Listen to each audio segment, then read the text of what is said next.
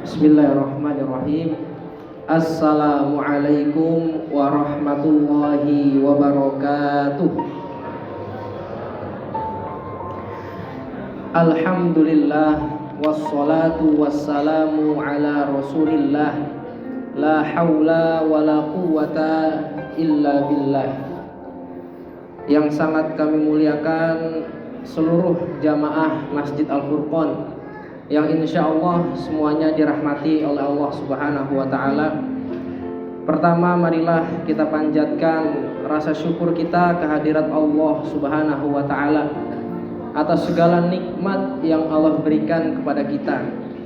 Di antara nikmat besar yang patut kita syukuri adalah kita masih diberikan umur untuk berjumpa dengan bulan Ramadan tahun 1447 Hijriah ini, di mana di waktu ini Allah memberikan peluang sebesar-besarnya kepada kita untuk menambah rekening saldo pahala kita. Bukan hanya rekening ATM saja yang perlu dipertebal atau diperbanyak, tapi rekening pahala kita juga harus diperbanyak. Dan ini adalah sebaik-baik waktu bagi kita untuk mempertebal pahala-pahala kita. Karena Allah berfirman dan Rasulullah bersabda di banyak ayat dan hadis bahwa di bulan Ramadan pahala dilipat gandakan dan dosa-dosa akan dihapuskan. Maka mari jangan kita sia-siakan. Alhamdulillah, bagi yang sudah berpuasa sejak hari Rabu, ini sudah malam ke-3. Berarti harusnya sudah masuk juz 3 minimal ini jamaah bacaan Al-Qur'annya. Yang belum masuk juz 3 segera dikejar. Yang sudah berpuasa sejak hari Kamis, maka harus sudah masuk juz 2 qiraahnya malam ini. Yang belum masuk silahkan dikejar, jangan sampai tertinggal atau numpuk bacaan Al-Qur'annya.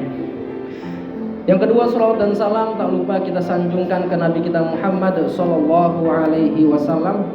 Semoga kita semua mendapatkan syafaat beliau di hari akhir kelak. Amin ya rabbal alamin. Jamaah rahimakumullah, di waktu yang sangat singkat yaitu 7 menit ini, insya Allah kita akan membahas secara serial. Saya diamanahi 8 kali untuk mengisi di sini, maka akan menyampaikan akhlak kepada Allah Subhanahu wa Ta'ala. Jadi akhlak bukan hanya kepada orang tua, akhlak bukan hanya kepada guru, akhlak bukan hanya kepada tetangga, tapi juga ada akhlak kepada Allah Subhanahu wa Ta'ala. Ada setidaknya 8 akhlak yang akan kita bahas selama 8 pertemuan di Ramadan ini. Yang pertama adalah takwa, dan itu yang kita bahas malam hari ini.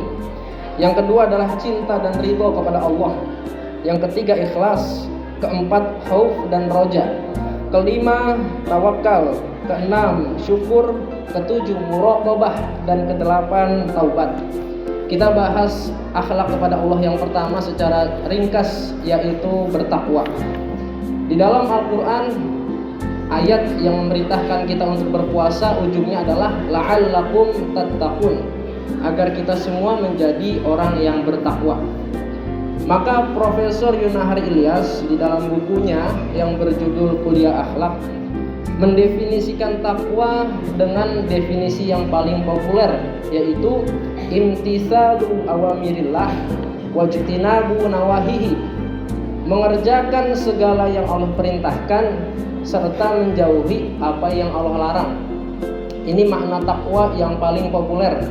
Walaupun ada makna takwa yang juga pernah disampaikan oleh Khalifah Umar bin Khattab. Yang dimaksud bertakwa adalah seperti kita berjalan di hutan rimba. Kita tidak pengen tangan kita terluka kena duri. Kita tidak pengen terpleset masuk ke dalam jurang. Kita tidak pengen terjerembab ke dalam lubang atau tersandung dengan batu. Nah, maka itulah takwa. Jadi perjalanan menuju akhirat kita harus super hati-hati. Nah, duri, batu, jurang itu adalah ibarat maksiat-maksiat di dunia ini. Minum khamr, judi, pacaran, dan lain sebagainya. Maka kita berdoa kepada Allah, kita terhindar dari maksiat-maksiat tersebut. Kemudian jamaah rahimakumullah, hakikat dari takwa.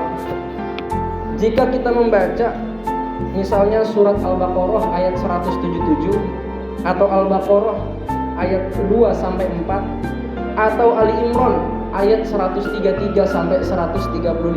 Ini ayatnya panjang-panjang.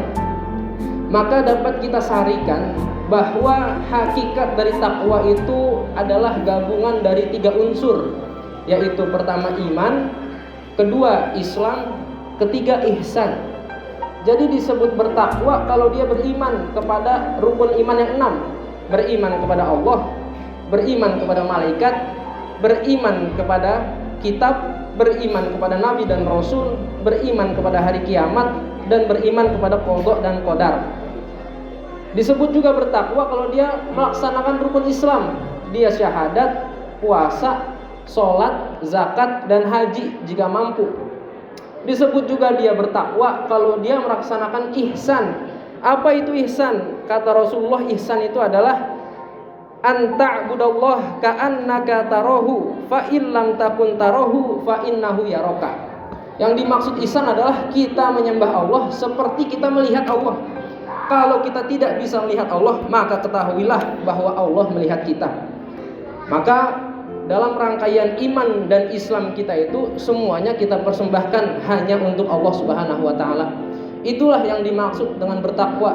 Jadi dia beriman, dia berislam, dia berihsan.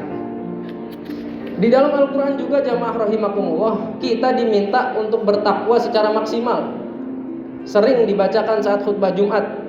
Ya ayyuhalladzina amanu taqullaha haqqa tuqatih wa la tamutunna illa wa antum muslimun.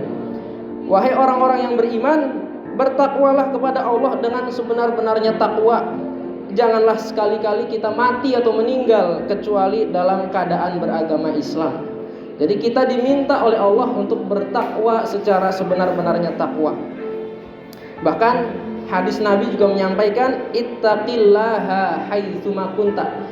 Bertakwalah di mana saja kita berada, baik di keramaian, di kesunyian, dilihat orang, tidak dilihat orang, kita tetap menjalankan apa yang Allah perintahkan serta menjauhi apa yang Allah larang. Dan juga motivasi yang terakhir dari Nabi Muhammad bagi orang-orang yang bertakwa adalah inna aulan nasi bil muttaqun man kanu wa haitsu kanu. Siapa saja manusia yang bertakwa kepada Allah, maka dia adalah manusia yang paling utama di sisi Allah Subhanahu wa taala. Baik dia di mana saja dia berada ataupun siapa saja dia. Kita kalau disanjung oleh tokoh masyarakat pasti senang. Ini yang menyanjung langsung Tuhan semesta alam. Syaratnya bertakwa. Karena bekal kita menghadap Allah adalah takwa. Wa tazawwadu fa inna khairaz zadi taqwa. Terakhir ya jamaah rahimakumullah, sebagai penutup, sudah 7 menit. Buah dari takwa, 1, kita akan mendapatkan sikap furqan atau membedakan hak dan yang batil. Di dalam Al-Qur'an surat Al-Anfal ayat 29, saya izin langsung baca artinya. Hai orang-orang yang beriman, jika kamu bertakwa kepada Allah, niscaya Allah akan memberikan kepadamu furqan, yaitu membedakan mana yang benar, mana yang batil. Kalau ada peluang korupsi, udah pasti dia tolak, ini salah. Ada uang di jalanan, ini syubhat, dia tidak ambil, dan lain sebagainya. Yang kedua, orang yang bertakwa mendapatkan limpahan berkah dari langit dan bumi. Al-A'raf ayat 96. Yang ketiga, orang yang bertakwa akan mendapatkan jalan keluar dari kesulitannya. At-Tolak ayat 2. Yang keempat, orang yang bertakwa akan mendapatkan rizki yang tidak diduga-duga. At-Tolak ayat 3. Mendapatkan kemudahan dari urusan-urusannya. At-Tolak ayat yang keempat. Dan yang terakhir, orang yang bertakwa akan mendapatkan pengampunan dosa dan pahala yang besar dari Allah Subhanahu wa taala. Semoga kita semua termasuk orang-orang yang bertakwa kepada Allah Subhanahu wa taala. Insyaallah di tanggal 1 Maret kita akan membahas akhlak kepada Allah yang kedua, yaitu cinta dan ridho kepada Allah Subhanahu wa taala. Demikian yang dapat kami sampaikan. Nasrun minallahi wa fathun qarib. Yang benar dari Allah Subhanahu wa taala, yang salah dari saya pribadi. Assalamualaikum warahmatullahi wabarakatuh.